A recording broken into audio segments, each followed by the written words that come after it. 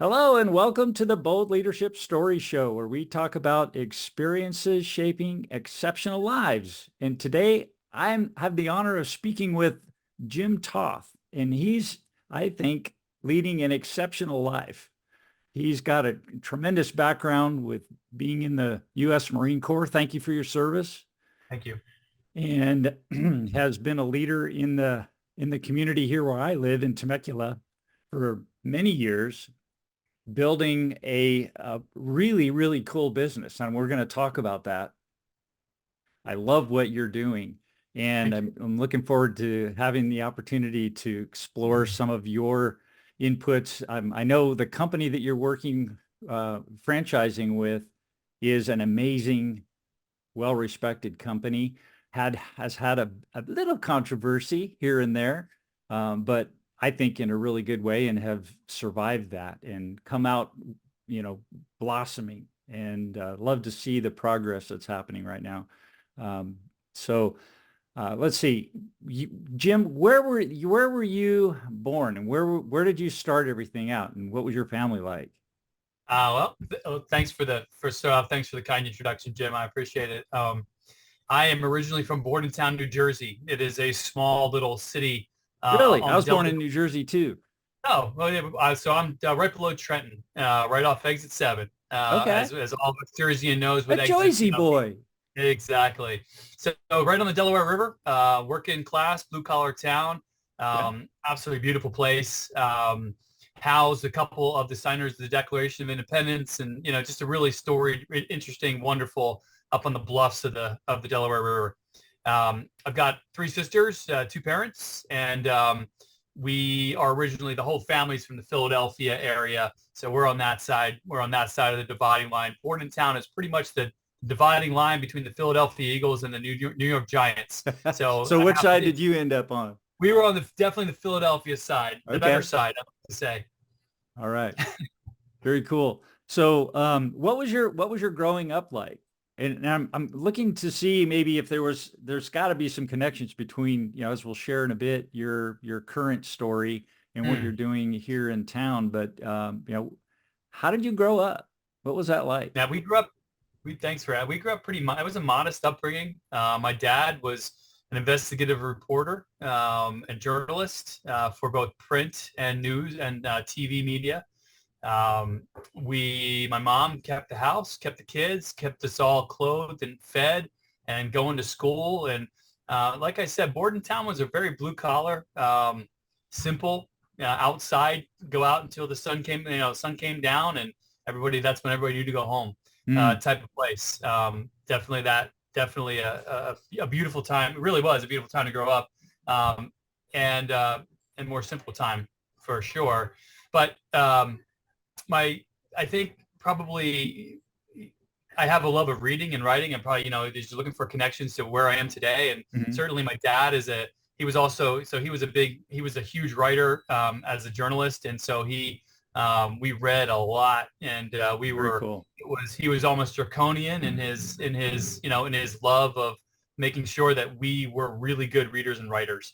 And so that's a big part of my leadership now is both reading and writing with those that I mentor, because I just think that that it's the books you read and the people you hang out with that's gonna really influence and impact who you are today and 5 years from now, 10 years from now. And so we're big on that here at our organization as well. But that's how I got my start. Okay. And you started your career in college. When did flying come into the picture for you? Well, as I tell the story, I went to Ithaca College, upstate New York, beautiful, beautiful part of the country. Yeah. I was a liberal arts major. I went in as a history. Well, I actually went in as a communications major, switched over to history because that was a true passion and love of mine, which was I think was a good move, except for the fact that as a junior, beginning of my junior year, I looked at my prospects of what I was going to do in my life as a history major, and it was kind of the first time in my life that I really started thinking about what I wanted to be and who I wanted to become. And I looked and I said, well, I can either, with a history major, I'm either going to move back home and be a history teacher in my public high school, which I did not want to do in that blue collar town. It just wasn't appealing to me. or I was going to go back to school, and I definitely did not want to do that. I thought I was finished for school forever, which did not turn out to be true. But certainly at that time, I didn't want to do that. So I had a buddy. It's funny. Life's all about connections and all about hearing things and getting seeds planted. And it's the same for Chick-fil-A as it was for the Marine Corps. But I ran into a guy, a good friend of mine from high school, who said he was looking at the Marine Corps as an aviator. And he said, hey, man, all you got to do is pass these tests and you could go be an aviator in the Marine Corps. And I said, well, that sounds pretty intriguing. That sounds easy, too. Yeah. Turned out it wasn't as easy, but it was possible. And contacted an officer recruiter up there in New York, out of Buffalo, and took the battery test to see if I would have the aptitude. I had been in an airplane once in my entire life. And that was my senior year of high school when we flew down to Florida to go to Disney World. Okay. And that literally is the only time I'd ever been in an airplane. And I was 22 at that point, or 21 at that point. So took the battery test. I passed somehow, and the recruiter called and said, hey, man, you got a slot as a Marine Corps aviator. You're going to be able to go to flight school. And I said, I don't, great. Sounds good to me. Because again, it was not a passion. It was something that it was more of a safety valve to figure out what I wanted to do next. And so sure enough, I graduated, went to Officer Candidate School my junior summer for 10 weeks down in Quantico, Virginia. Hottest, most miserable stretch. I've heard stories about that. It is unique and special, and something that once you go through, you have a connection with all the men and women who have done that. You've been through the gauntlet, so to speak. Oh, it was a gauntlet, unquestionably. And finished up with that, went back to college my senior year. I rode crew in college, so it was I stayed in shape through the summer, so that helps out. Went back, graduated with my history major, and then went off to got commissioned the day I graduated, got commissioned as a second lieutenant. And I started my 20-year career in the Marine Corps. Wow, fantastic. And you had quite a career. What are some of the highlights? I did. So obviously, if these 20 years ago, and really I've been out for about 10 years now, 9 years. So I got commissioned in 1995 and went through flight school, got to the fleet, as we call it, in 1998 out here in California. That's how I ended up out here on the West Coast. Okay. And got stationed in Miramar, California, and went and in 2001, in mid 2001, we deployed. And it was that pointy edge of the spear stuff that we talked before the show of, with all those helicopters on a boat. And we were out there as the force in readiness, as the Marine Corps is. And 9/11 happened, and we were in Darwin, Australia, and we watched the planes hit. It was nighttime over there, and we were there for a few days just to rest and relax before we headed off to the next normal training. Because before 9/11, it was just training and being in force readiness.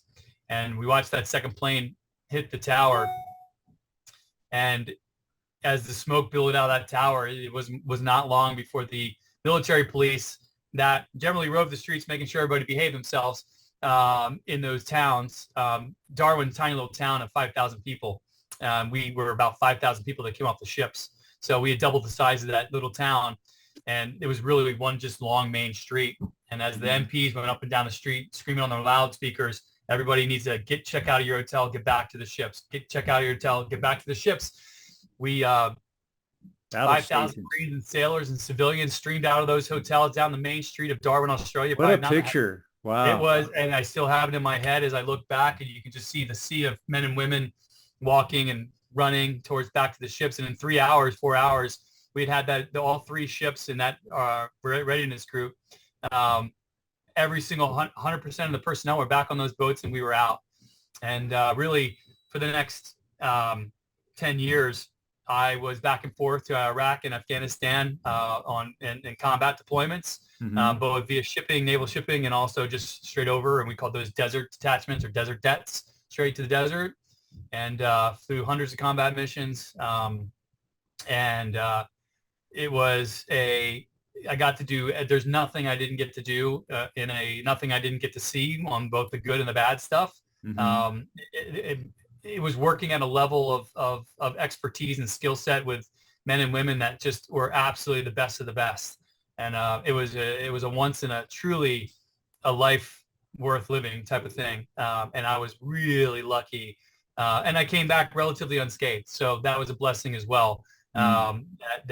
So many, What kind of lessons, leadership type lessons would you say a couple of the evolved? things I teach in some of my leadership training that I do here within my organization now are two of the values I really picked up from the Marine Corps, were transparency and teamwork. And both are simple words, but they mean so much to me because I learned the hard way, and just the lessons I learned were phenomenal.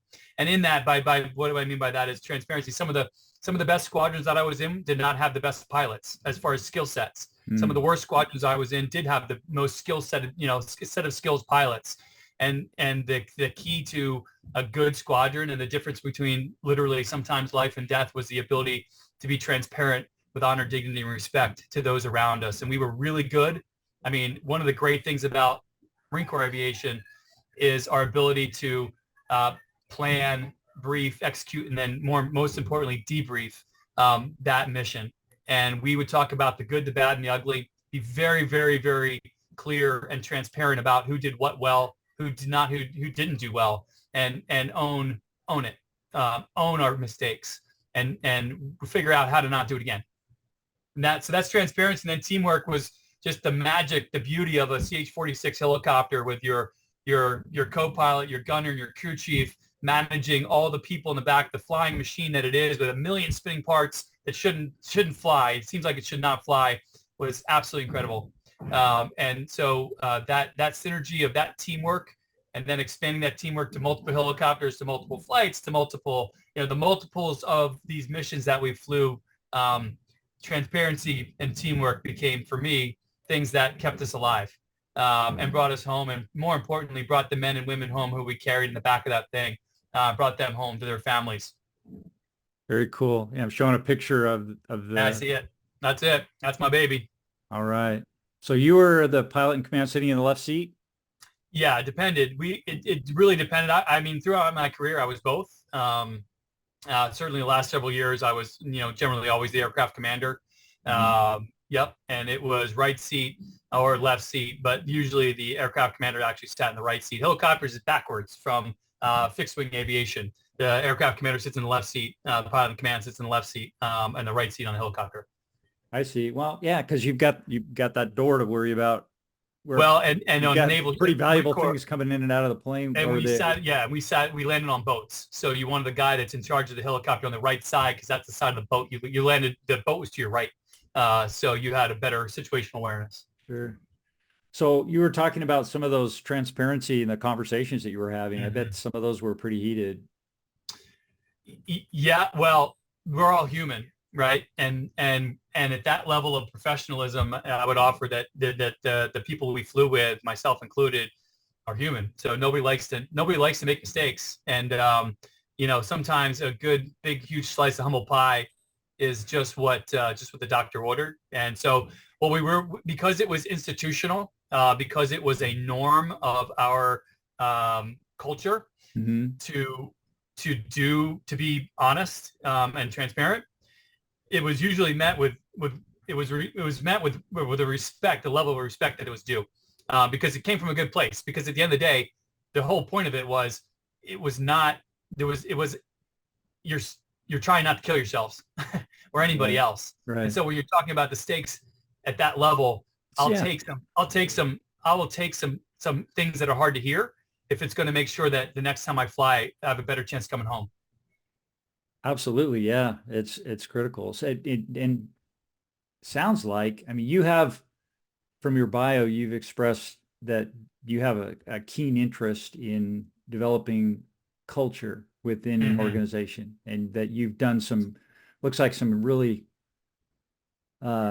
inspired work in developing the culture at your store. And so is that kind of where that interest was evolved in the genesis of it? It certainly, yes, of course. If you do anything and you pour your life into 20 years or 2 decades of doing it, certainly that is going to provide you with that, the cornerstone, if you will, who you are. And it was my 20s and 30s and into my 40s that I spent in the Marine Corps. So it was the time when I cared the most up till that point about the thing that I was doing. And so absolutely unquestionably that the Marine Corps set the stage and the conditions to then take that to my next phase of life when I retired from the Marine Corps and moved into this franchise of figuring out what it all meant. And that was probably the most challenging part was, okay, well, what did that mean of my Marine Corps career and how does that translate and to from being a very, doing things that are international, whether it be flying the president, which I did for a while, or going to war, or then onto this new thing, like I'm chicken and waffle fry guy at a Chick-fil-A. Yeah, so what does that mean? you passed by that pretty quick. You just were flying the president around for 4 years. I did. So that was an That's HMX. A big deal. What? It was a big deal. Tell me about that. So HMX is Marine Corps has had the mission for the past since the 50s to fly the president of the United States on his helicopters. The Air Force obviously is Air Force One, probably a little more popular, but the Marine Corps has that mission for the president, the vice president, service chiefs, a few others as well. And our job is to make sure that we are there to provide helo transport to him and his staff and whoever else he decides to put on that thing, and visiting dignitaries all over the world and in the Washington, D.C. Metroplex area. And so it was a great job. 4 years, you get selected to go, and I was thankfully selected to do it. And it was a fascinating opportunity to see the macro level of the logistical just behemoth that is moving, arguably the most important man certainly politically in the United States. And that was really fun. And I got to go almost, many, if not, I didn't go to all the continents, but I got to most of them, almost every state in the union. I mean, more countries than I can count. Flew with some of the best pilots that were out there because you had to have some chops to get in. And so, I mean, just an absolutely, and you were working with some really fun organizations that support the president of the United States. So whether it be communications and the Secret Service to the military office, and all the local, federal law enforcement agencies. Anyway, just an absolutely amazing opportunity to do something that most people will never get to do. So getting to land on the White House lawn is that something would be cool. that I was like, wow. Something that you just can't put into words as you come around the ellipse and you fly down the mall and you're the only one there and you land on the lawn and you look and the Rose Garden is in your backdrop with all the people taking pictures and Secret Service and the lines, and you're so close to the White House you can see the wicker or rattan furniture on the second level deck that looks, that you can pick out the weave on it, and the president. It was a magical time, like once in a lifetime opportunity, unquestionably, and it really just I feel humbled. It was a humbling experience, really neat. Beautiful. Well, thank you. Yeah, thank you for sharing that. So moving on, you've got now a decision to make, and you decided you wanted to be an entrepreneur. Right. And you had probably a lot of different thoughts in your mind about what you wanted to do and where you wanted to go, and you selected a franchise from Chick-fil-A. And in my view, brilliant decision. But thank you. What was that? How did you make that decision? And I mean, you probably had thousands of different options. Certainly had options. Absolutely. I told this story. I had a meeting today with a young man who I'm mentoring, and he asked me the same question. And I love to get to tell a story. So twice in one day is even better than once, Right. Because I love how life works, and I love how I'm a godly man, and I try to be anyway. And there's a lot of God in this. So I was at a gas station. I deployed with this gentleman in 2001. He was on the same ship. He was another 46 pilot, and I hadn't seen him in years. This was now in 2010. I deployed with him in 2001 too, and I ran into him at a gas station on the base, and it was just gas station talk because, hey, I haven't seen you. Hey, how you doing? What are you doing? And I asked that question. Hey, what are you doing? Where are you headed? And he said, I'm heading up to interview for a Chick-fil-A franchise. I said, oh, like the chicken sandwich people? He said, yeah, the chicken sandwich, because I'm from New Jersey. I didn't grow up with this brand, nor had it really become a thing in, this was 2010 or 9. So it hadn't really even become a thing out here in California. So I knew the brand, but I didn't know it well. And I said, oh, the chicken sandwich people. And he said, yeah. I said, oh, that's interesting. And as you well know, and all the people you talk to, sometimes you hear 1,000 things a day that go in one ear and they come right out the other ear, and your brain does not comprehend that thing, and it doesn't file it away as important. And my brain decided to file this away as important, and it became a thing that I couldn't get out of my head. That's really interesting. I'm intrigued, and I don't know anything about that, and I like knowing things about things. And so I started looking into what this thing called Chick-fil-A franchising was, and it turned into something that I was interested in. I picked up the book, How'd You Do It, Truett, by Truett Cathy, the founder of Chick-fil-A. And it's a beautifully simple book to read, but beautifully written. And it sparked it. It germinated. It continued to germinate that seed and water it, and that seed started to grow. And I downloaded what's called Expression of Interest with Chick-fil-A, because I still had no idea. It's basically an application for a franchise, and I started filling it out, and it was asking questions about who I am and how I lead and why I think I'd be good at this. And I had never, in the Marine Corps, we don't do resumes, and we don't really interview for positions. It doesn't work that way in the Marine Corps, at least. So I never really had this opportunity to talk about me and my experiences. And so I started writing me out on paper on these questions. And it took me a couple of weeks on my downtime. And I ended up finishing this thing in like 2 or 3 weeks. And I finished it, and I said, and in the meantime, I started looking into Chick-fil-A. And the big thing about Chick-fil-A is there are so many people that apply, and there's so few people that get it. Sorry about that. And so I sent it in, and I said, wow, I'm sure this is going to be nothing, but I want them to say no, because now I'm interested, because now I've read my whole life story, and I know that one in 10,000, 1 in 50,000 make it, whatever it is, and it's 1 in a million. So sure enough, 4 weeks later, I got a thing back, and they said, hey, Jim, we'd love to have a phone conversation with you. And so I'll end the story here, because there's a lot more to the story, but this is the funny part, is I went home and I had to tell my wife. So I was full on in the Marine Corps. I was going to hopefully go to top level school, which is the next step. And then you get colonel, and then you stay in for another 10 years. So we had the whole thing like that. We were still in. And I went home and I said, hey, hon, I have a phone interview with Chick-fil-A for a franchise. And to this day, this is the end of the story. She said, what, the chicken sandwich people? I said, yeah, the chicken sandwich people. Yep, that's the one. And she said, okay, well, because she had no idea who the brand was either. She's a good San Diego girl, so she grew up here and didn't grow up with the brand. So between the two of us, we had about a zero understanding of what Chick-fil-A was, but we decided we were going for it. And I got that first interview, did well enough. So must have said the right things, and they kept calling me back. Very cool. So you have grasped that. You've had your franchise since what, 2014 now, so almost 10 years. You're going on your 10th year. I am. And I was looking at some of the numbers. I found, where was it? I found this page that was talking about your growth numbers. I think it was in 2019. You went from here. In 2020, you were like way up here. Yeah. And you stayed up.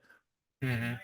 Tremendous growth, like 500% growth in revenue, 5x. How did you do that? What was that about? So just to clarify, from 15 to really 20, 21, 22, it was that growth was really along those 4 years or 5, 6 years, 7 years.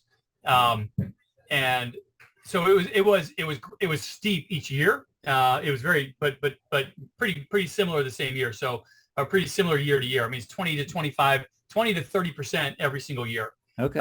That's still really good. Well, in the restaurant business, it's unheard of. It's Yeah. absolutely staggering and Yeah. absolutely unheard of in a commodity like in a restaurant business. It just doesn't happen. So I think the easiest thing that I can say, well, first of all, I mean, there's a lot to this story. Of course, there always is. Um, the old Jack Welch saying. The first thing I realized was the old Jack Welch saying of who was just a brilliant guy, the GE CEO for all those years, great Sure. business leader, great thought leader. He Tough said, guy.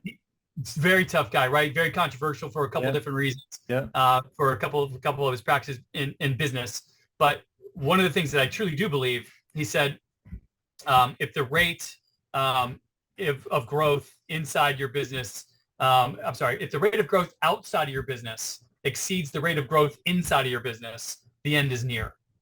So if the world's changing outside of your business faster than you can change inside, and you can't keep up, you're not going to make it as a business. And I think that's sure. It's so important. Like that's one of the most important things that when I talk to business leaders, I always refer to that. And because it means so much, because once you start unpacking that, you have to go, well, okay, well, I believe that, but what does it mean? What's the so what? And the so what means like if the business just grew by 20% in a year, did your staff get better by 20%? Did your systems get better by 20%? And most importantly, did you get better by 20%?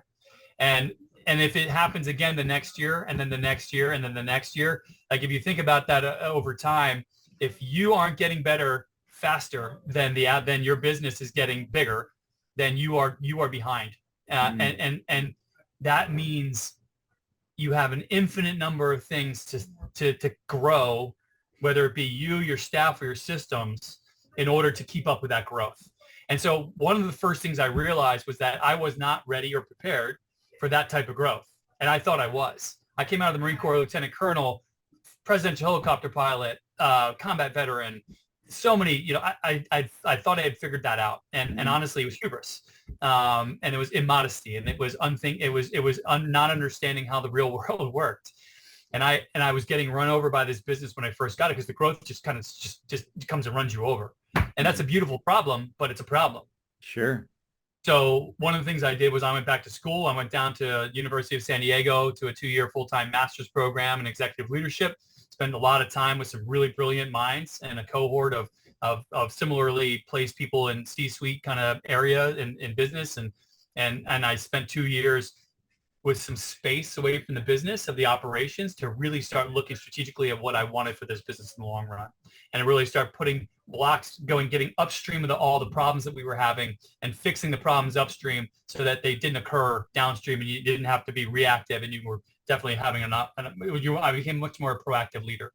That was hugely important. And then so to answer your question, that's the biggest first step, was to understand that I was not as good as I thought I was, and that I was not changing as fast, and I was not keeping up with the pace of the outside of the business. And that was huge for me. Huge for me. It sounds like you put the, you decided to go into the executive leadership program, and it kind of acted like the debrief meetings from your pilot experience. Great point. I love the tie-in. That's exactly right. It was with honor, dignity, respect, incredibly transparent. And honestly, when you're in a business like mine and you're operational 17 and a half hours a day, the store's open 17 and a half hours a day, if you allow it, it will be operational all the time. So you, as a reactive leader, you're just really good at putting out fires. And it looks fun to put out fires. Like, wow, that guy can put out a lot of fires. He's a natural born leader. Well, what I train my leaders now, and all the programs that we have here, are to teach them how to not allow the fires to start. And so you have so much time to pour into your team as a teacher, as a coach, as a mentor, if you're not that leader that's always putting out fires, because you're the leader who thought about these things before they happen and put systems in place to not allow them to catch on fire.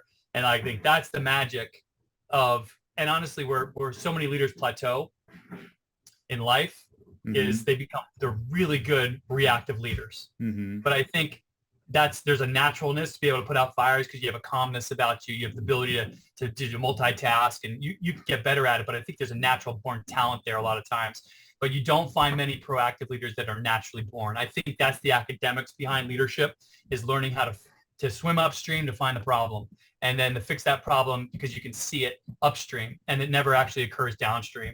And now your people can start working on the really important stuff, like the stuff that just the daily, and I say fires, not literal fires, of course, but all the things that happen in an operational business that never allow you to get to that thing that you got to do.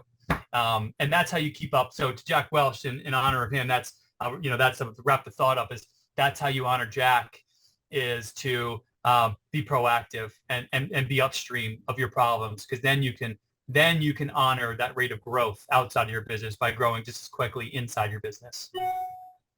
Excellent. Now you've put together a program within your operation that you call Culture Trinity. Where was that inspired? How did that come about? I came up with it. Okay. It's a me thing. It's you've seen it on the documents I sent you. There's a little Venn diagram on the bottom, and that Venn diagram. Share my screen. Please do. That Venn diagram. Let's see, it's on the bottom of that somewhere down there. There it is, right there. That's it. The Culture Trinity, and really it's a confluence or a coming together of three ideas. So many people. And so I guess to back it up, to pull it out a little bit, culture, what is, so everybody's got a different definition of culture. And there's, of course, an actual definition in the dictionary of culture. And I think what's missed so many times in culture is people think that culture is all about people. And it certainly is about people. But you miss so much if you build your business on a culture of people only. People will leave. People will move on. If you're doing your job right, people will want to move on, and you will celebrate them doing that, to go do bigger and better things, because you're growing a leadership capacity and you're outgrowing your ability to put them everywhere. And so you can't staff them all because they're so darn good that you just run out of space unless you can expand your own business. Right. So the Culture Trinity is a confluence of those three circles in a Venn diagram, and it's the culture people, culture process, and culture of continuous growth. We just kind of talked about continuous growth, so I don't need to go into that one. That's the Jack Welch. Make sure that you're not getting outpaced by the environmentals outside of your business. Sure. And then the culture of people, a lot of people understand that. It's creating a culture where a team can unabashedly say, I love my job. And I had a conversation this morning with a mentee of mine. I said, if you can get, I said, he said he's a fellow restaurant guy. And he said, do you really think in a fast food restaurant, people are going to say, I love my job? I said, you bet. Absolutely they can. And it doesn't mean that when the kitchen's hot, or they're taking orders outside in the heat of the rain and the snow, or you have an angered customer that you're trying to figure out how to best serve them, that you're having the best day of your life. But it means when you look back at this place and you go, okay, the things that I thought were important, they were providing me. They gave me those things, or they offered me those things, and I was able to get them. And so that's where the culture of people, and then the culture of process is the way that you do all those things. And so how do you take an employee who's an hourly employee, and most of my employees here are at the lower end of the wage scale. I try to do as best I can, and we do pay well, but we're at the bottom edge of that pay scale, as far as where minimum wage starts and where I end. And so how do you take that? How do you take the group and provide them with a value that is not only pay, but is also benefits that are intangibles, or that they can feel when they're here? And that's the process part of it. And it starts when they apply, and it ends when we celebrate them on the departure. And we call that a life cycle of the team member. And within that life cycle, it's you've applied, your life cycle begins here. And even if you don't make it with us, when you walk away from your interview, we're going to have dealt with you with honor, dignity, and respect, and you're going to feel like that place, hopefully, even if we didn't hire you, or you didn't accept the offer, that was a great experience. And we take that all the way to the end, and there's a lot of steps in between there of leadership training and certifications within the operational side. Yeah, this is very well. Yeah, and you can go online and see all this too. I mean, it's amazing. Absolutely. It's forward facing, and I want everyone to see it. And I want people to go to that growth tab at the top of that page, and I want them to see how you can move forward in our business. And we take that right to phase 5, as we call it. Phase 5 is arbitrary, except to me. Phase 5 is how we celebrate your departure and the hopeful end of your tenure here, because the one thing we know that in any business, everybody's going to leave. Or almost everybody's going to leave. As a matter of fact, I'm going to leave at some point this place, and the franchise is going to go away, and somebody else is going to franchise this place, and Jim Toth will no longer be here. But we want to celebrate departures, and so we have a process, and we have put a system on top of all the things that we've decided are important to us, and we continuously grow. And as the business grows, those processes have to change, and we have to respect the fact that things that work this year will not work next year because of our growth. And the bar has been raised for our talent. So we are continuously growing those processes as well. And so really the Culture Trinity at the end of the day is those 3 things. And I think for the people that don't only focus on people, they get burned, because eventually your people, you can't replicate your good people without process. And then if they're not continuously growing, you cannot replicate the process that worked this year won't work next year. And honestly, if you don't honor your people, they're just going to quit. So, and they should. You really, I think the zen of that, or that's the wrong word, the Venn middle part there, the sweet spot, is those 3 things put together. And honestly, we could talk, I could talk a weekend on each of those circles. Yeah, I bet. So that center part there it's the confluence of those 3 ideas and bringing it and making that operation work. That's right. And flow and have a great experience from your customers. Well, and it's a reminder for me. Honestly, this is a life skill as well. It's a life skill. I'm teaching this to my kids. And I use the word Trinity on purpose. The Trinity has gravitas to it. And I certainly am not equating my Culture Trinity to the Holy Trinity. But I knew by using the word Trinity, it provided a weight to this thing, because I'm teaching this to my children. Because, and obviously it changes a little bit about I love my job, but it's the same thing. It's a culture of people, a culture of process, and a culture of continuous growth. And it doesn't matter whether you're talking about your relationships with your family or work. It is absolutely applicable, because it means, the devil's in the details. It means a little different for everybody, but the big picture absolutely works for everybody. Excellent. Well, I have one more question. You got time for one more? I do, please. Excellent. Well, I ask everybody that comes on the show this question, and it's taking a look at your whole life and looking at the decisions that you've made. What was the boldest leadership decision that you made, and what were the consequences? That's a really good question.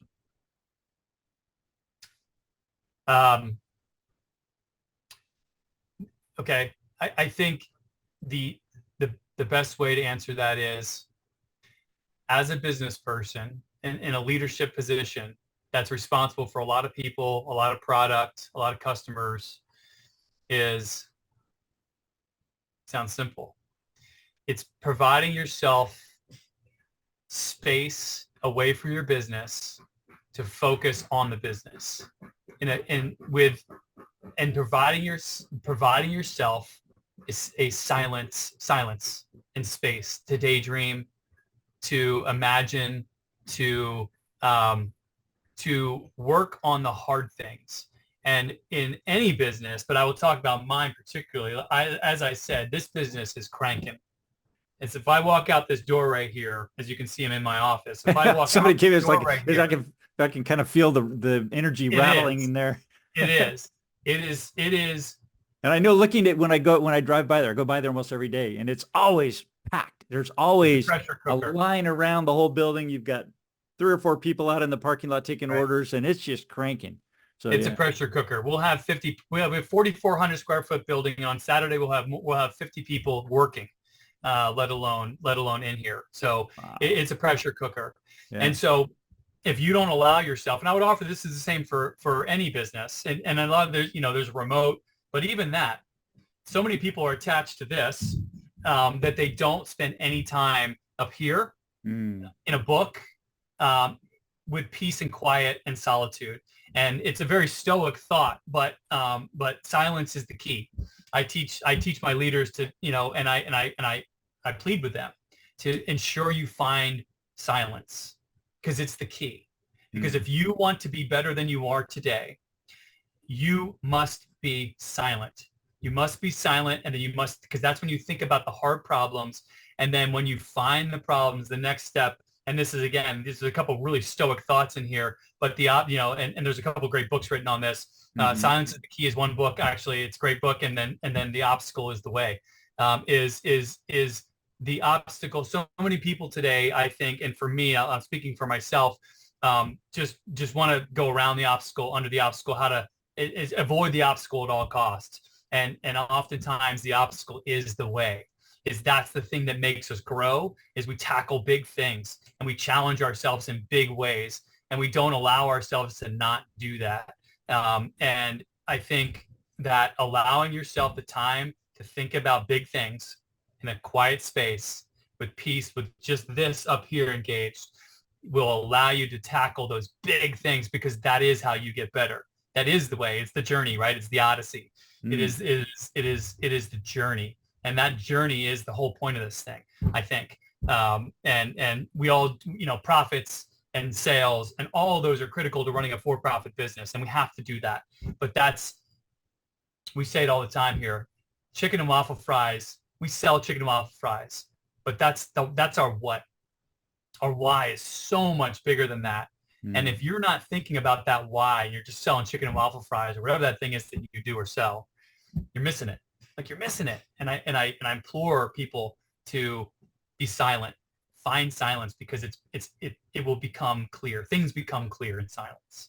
So that's I know it's a very esoteric answer, but I think, things become clear in silence, and then you have to be brave. And then you have to go tackle those things that you found to be troubling in that silence, and you will win. Eventually you'll win, even though you fail, and you'll fail, but you'll win.